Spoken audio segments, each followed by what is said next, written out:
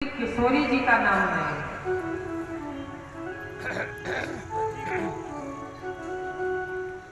ऐसे भागवत में श्री सुदामा जी का नाम नहीं, क्योंकि सुदामा बहुमूल्य वस्तु है। सुदामा के नाम को छिपा कर रखा गया।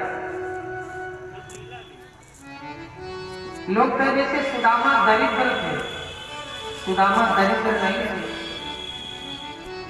दरिद्र कौन है? दरिद्रो यस्तु असंतुष्टो, जो असंतोषी है, जैसे चाहे जितना मिल जाए, इतना तो मिल गया, इतना और मिल जाता, इतना मिल गया, इतना और मिल जाता, वो दरिद्र है। किराए के मकान में रहता था तो बोले साहब अपनी छत का तो आनंद नहीं कुछ और, हे भगवान कब अपना मकान होगा, कब अपना मकान होगा। तो चलो भगवान की कृपा से कुछ दिन में मकान हो गया। बोले मकान तो हो गया पर गर्मी बहुत लगती है, एसी का एयर कंडीशन होना चाहिए। चलो वो भी व्यवस्था हो गई। बोले मकान से तो फुर्सत हो गए पर मकान शहर से कुछ दूर है, आने जाने के लिए गाड़ी होनी चाहिए। गाड़ी भी हो गई। बोले गाड़ी तो हो गई पर फैक्ट्री और हमारे नाम की खुली है, वो दरिद्र है। और सुदामा को दरिद्र नहीं कहा गया, सुदामा परम संतोषी है। और एक बात कहें, जब आवहि संतोष धन, तब धन भूलि समान। संतोष रूपी धन होना चाहिए। यदि संतोष रूपी धन है आपके पास तो आपके समान कोई सुखी नहीं दुनिया में। और कितने भी वैभववान हो जाओ, कितने कुछ भी हो जाओ, यदि संतोष नहीं है तो आप कभी सुखी नहीं हो पाए।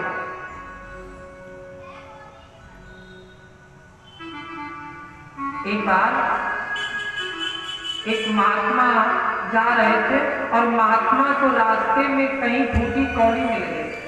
पहले ऐसे पैसे चलते थे, कौड़ी आना, तो फूटी कौड़ी मिल गई। महात्मा ने वो फूटी कौड़ी सुरक्षित कमंडल में रख दी। लोगों ने देख लिया, लोगों ने कहा बाबा ये फूटी कौड़ी ये आपने कमंडल में रख ली, ये बताओ इस फूटी कौड़ी का आप करेंगे क्या?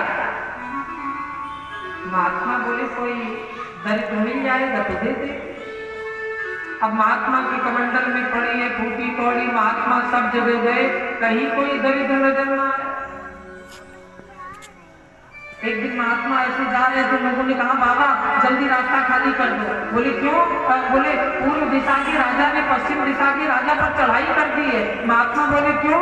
कहा वो पूर्व दिशा का जो राजा है वो पश्चिम दिशा के राजा के धन को लूटना चाहता है। महात्मा बोले उसके पास धन नहीं क्या जो उसे लूटेगा? बोले नहीं महाराज धन तो बहुत है पर उसे लूट कर अपने को और बढ़ाना चाहता है। महात्मा बोले बस मिल गया दिल। महात्मा बीच रास्ते में खड़े हो गए और उधर से चला आ रहा वो राजा। देखा कोई महात्मा खड़ा है बीच रास्ते में, हटिए महाराज एक तरफ हो जाइए। अरे भाई मेरी सेना आगे निकल गई, मुझे देर हो रही, जल्दी हटो। महात्मा बोले राजन तुरंत हट जाएंगे, जरा नीचे उतर के तो आओ। राजा नीचे उतर कर आया। हाँ कहिए महाराज क्या बात? कहा जरा अपना हाथ ऐसे तो करो। राजा ने अपना हाथ ऐसे किया, महात्मा ने निकाली कमंडल से फूटी कौड़ी, राजा के हाथ में रख दी। बोले तुमसे बड़ा दरिद्र मैंने कहीं नहीं देखा। क्या मतलब? एक अरबपति व्यक्ति यदि संतोषी नहीं है तो वो दरिद्र है, पर एक गरीब परिवार का व्यक्ति यदि संतोषी है तो वो दरिद्र नहीं है। गरीब में और दरिद्र में अंतर है। गरीब तो हो सकता पर दरिद्र नहीं हो सकता।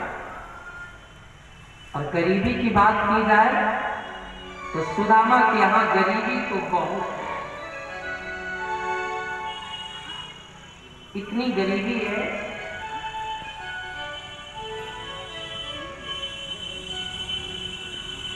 कि सुदामा जो धोती पहनते हैं वो 20 जगह से फटी है। सुदामा के घर का एक भी बर्तन साबुत नहीं है। मकान की छत ऐसी है कि सूर्य नारायण की 12 घंटे रोशनी सुदामा के घर में रहती है। दीवार ऐसी है कि पड़ोसी का पानी सुदामा के आंगन से बहता है। एक ही कंबल है सुदामा के यहाँ, कई जगह से फटा है। और जब सर्दी लगती है तो सुदामा का परिवार उसी कंबल को ओढ़ लेता है। तो कई जगह से फटा हुआ कंबल है, तो कभी पेट ढक गया तो पीठ खुल गई, पीठ ढक गई तो पेट खुल गया। ये परिवार की स्थिति है। छोटे छोटे बच्चे हैं सुदामा के। सुबह मिल गया तो शाम के लिए नहीं बचा, शाम को मिल गया तो सुबह नहीं मिला। ये परिवार की स्थिति है। पर द्वारिकाधीश कृष्ण सुदामा के बचपन के मित्र हैं, जिन कृष्ण का रात दिन चिंतन करते हैं। कृष्ण ही हमारो मन, कृष्ण ही हमारो धन, सदा सदा हमें कृष्ण ही सो काम है। कृष्ण से परम मित्रता है।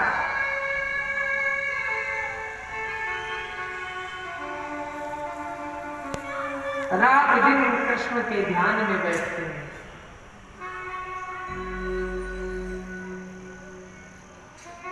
और सुदामा की जो पत्नी है, पतिव्रता पतिम प्राह म्लायते बदने। सुदामा की जो पत्नी है वो परम पतिव्रता है। कृष्ण से सुदामा की परम मित्रता है।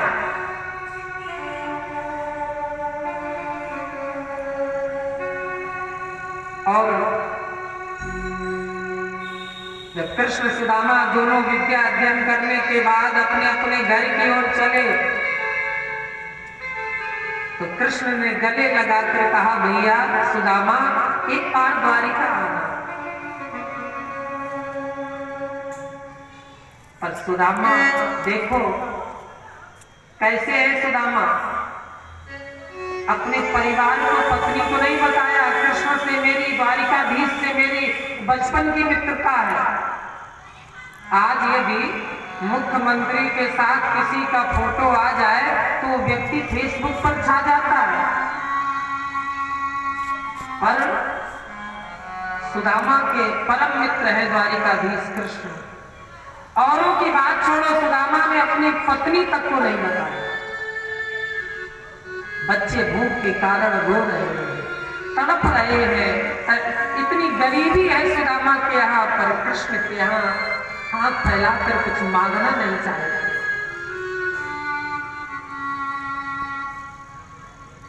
और एक बार तो स्थिति ऐसी बनी कि 3 दिन बीत गए, सुदामा के बच्चों को कुछ भी खाने को नहीं मिला। बच्चे भूख के कारण रो रहे हैं। सुदामा की पत्नी सुशीला जैसे तैसे बच्चों को स्कूल भेजती है। बच्चे वापस आते माँ से मांगते हैं, माँ कहती बेटा शाम को मिलेगा। जब शाम हो जाती है बच्चे मांगते हैं, सुशीला कहती बेटा आज की रात काट लो। 4 पुत्र है सुदामा। तीन को तो जैसे तैसे सुशीला ने सुला दिया, पर जो सबसे छोटा वाला बेटा है वो नहीं सो रहा। सुशीला अपनी साड़ी के पल्लू से उस बच्चे की आंखें बंद कर दी। बच्चा कहता, माँ भूख के कारण मुझे नींद नहीं आ रही, लगता है मेरे प्राण निकल जाए। बेटा आज सो जा, सुबह जगेगा ना तो मैं जरूर तेरे लिए कुछ न कुछ व्यवस्था करूंगी। जैसे तैसे उस बच्चे को सुला दिया। सवेरा हुआ, जाने की तैयारी बनाई कि सुदामा जी के पास जाएं, पति के पास जाएं, बच्चों की व्यथा बताएं। तब तक छोटा वाला बेटा जाग गया। सुशीला दौड़ी दौड़ी सुदामा जी के पास गई, चरणों में प्रणाम किया और कहा, महाराज आज तक आपसे मैंने कभी कुछ भी नहीं कहा, पर आज कहने के लिए विवश हूं। क्यों? जब अपने ऊपर आती है तो सभी भुगत ली जाती है। बेटों की विपदा के स्वामी आंखों से न देखी जाती है। सुशीला ने इतना कहा, पर देखा अभी पति मेरे ध्यान में बैठे, समाधि में बैठे। सुशीला वापस जाने लगी तो किसी ने बता दिया कि आपके पति सुदामा जी के परम मित्र हैं द्वारिकाधीश। अब तो जब सुदामा जी की समाधि खुली, सुशीला ने पूछा, द्वारिकाधीश आपके मित्र हैं? सुदामा ने कहा, मित्र क्या सुशीला, वो मेरा लंगोटिया याद है। कहा, तो आप क्यों नहीं जाते? सुदामा ने कहा, मैं वहां जाऊं, कुछ मांगने जाऊं? सुशीला ने कहा, नहीं, वो भगवान है, उनके दर्शन मात्र से कल्याण हो जाता है, इसलिए मेरी इच्छा है आप उनके दर्शन के लिए जाएं। सुशीला, दर्शन की तो मेरी भी बहुत इच्छा है, पर क्या करें, घर में इतनी गरीबी है, भेंट कुछ है नहीं, और भगवान के यहाँ, मित्र के यहाँ, गुरु के यहाँ, छोटी बहन के यहाँ, बेटी के यहाँ, इन स्थानों पर खाली हाथ नहीं जाना चाहिए। हम द्वारिकाधीश के यहाँ लेकर क्या जाएं? सुशीला ने कहा, यदि आपकी आज्ञा हो जाए तो हम पड़ोसियों के यहाँ से कुछ ले आए। सुशीला, यदि भगवान के लिए कुछ मांगा जाए तो वो उसमें कोई दोष नहीं, पड़ोसियों के यहाँ से ले आए। सुशीला 4 घरों में गई, एक एक मुट्ठी चावल ले आई और सुदामा जी को दे दी। देखो, सुदामा है जीव, कृष्ण है ईश्वर, और सुशीला है बुद्धि, निर्मलमती। बुद्धि 2 प्रकार की होती है, एक होती है मलिनमती, एक होती है निर्मलमती। ये सुशीला निर्मल बुद्धि है, और ये 4 मुट्ठी चावल है, धर्म अर्थ काम मोक्ष। कृष्ण है ईश्वर, सुदामा है जीव, सुशीला है बुद्धि, और ये 4 मुट्ठी